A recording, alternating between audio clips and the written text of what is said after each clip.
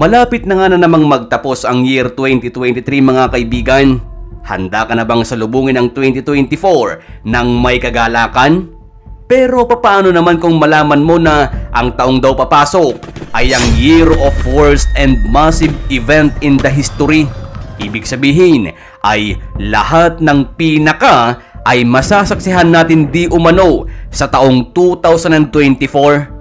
Ang mga katagang ito ay ayon mismo sa sikat na nagbibigay ng kanyang mga prediksyon dito sa Pilipinas at siya ay walang iba kundi si Rudy Baldwin. Ayon sa kanya, ang taong ito ay puno ng samut-saring aksidente, kalamidad at talaga namang magiging madugo. Ayon naman sa isa ding sikat na Bulgarian mystic at isang blind seer na si Baba Vanga, ang taong 2024 nga ay may tuturing umano bilang isang tila bangungot na taon. Well, kung iisipin ay nakakatakot talagang pakinggan. Pero ano nga ba kasi ang mga hula nila? Bakit nila sinasabing ang taong 2024 ay may tuturing bilang isang napakasalimuot na taon? Stay tuned ka lang dyan kaibigan dahil malalaman natin yan maya-maya.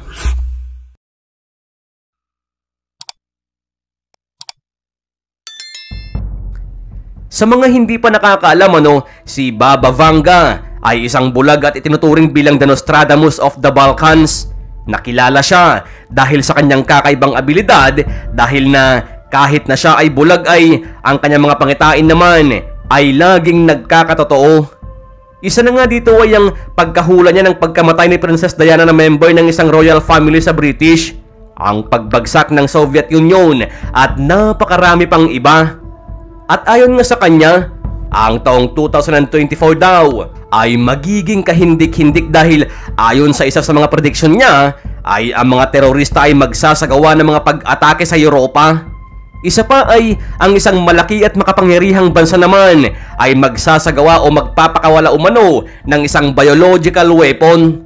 Dagdag pa niya ay ang European economy daw ay babagsak at may sinasabi siyang mighty dragon ng mga bansa sa kanyang mga prediksyon at ang mga bansang ito ay siyang mamamayani at sasakop sa mundo. Ang mga mighty dragon umano na ito ay ang bansang China, Russia at India. Asahan din daw natin sa darating na taon ang global weather catastrophe kagaya ng malakihang baha, lindol at iba pa na talaga namang ikakasawi ng maraming tao at dahil yan sa pagbabago ng klima. Ayon naman kay Rudy Baldwin, ang taong 2024 ay magiging isa nga sa mga masalimuot na taon. Ayon sa kanya, ay ang taong ito ay puno ng samut-saring aksidente at talagang magiging madugo ang taong ito. Ang mga aksidente daw na mangyayari ay tiyak na tatatak sa isip nating mga Pilipino at sa history. Tila isang sumpang-araw ito ayon kay Rudy na nakatakdang mangyari sa darating na taon.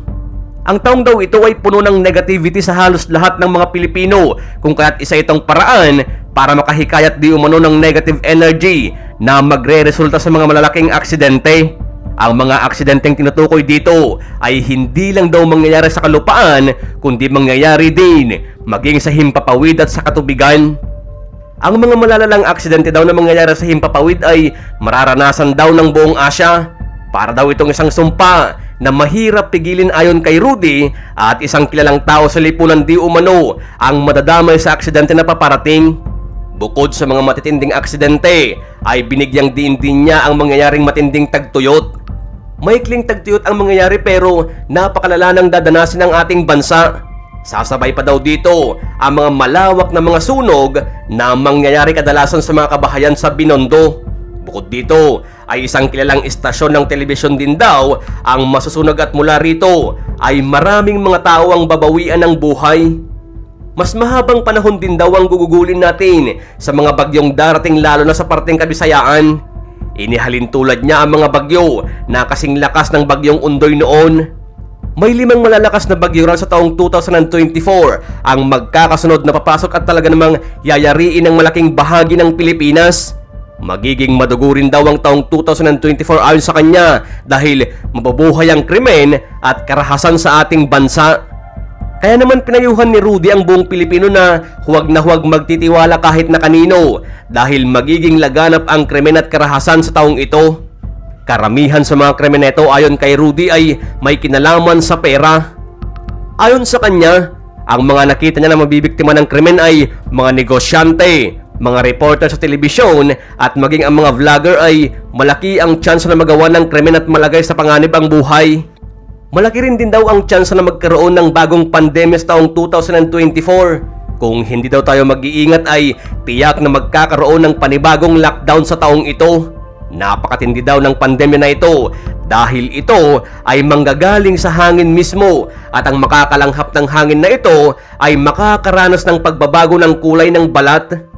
Sa mga natural disasters naman ay hindi mawawala ang mga paglindol. Pero ang mga lindol na mararanasan natin di umano ay hindi pangkaraniwan ayon kay Rudy. Dahil sa taong 2024 daw natin mararanasan ang pinakamalakas na lindol sa kasaysayan ng Pilipinas. Kung totoo man ay malaki ang posibilidad na ito na ang matagal nang pinaghahandaan ng ating gobyerno at siyang tinatawag ng mga eksperto bilang the big one. Ilan lamang ang mga yan sa mga negative na mga prediksyon ng dalawang mga sikat na manghuhula. Pero syempre, kung may mga negative vision sila ay mas marami din naman ang positive. Aalamin na lang natin yan sa mga susunod nating video dahil baka mas humaba pa ang ating kwentuhan. Tandaan lang natin na mayroon tayong nag-iisang Diyos na makapangyarihan at siya lang ang nakakaalam ng mga mangyayari sa hinaharap. Ika nga nila, ang pagdarasal ay walang bayad, subalit napakalaki ng sukli.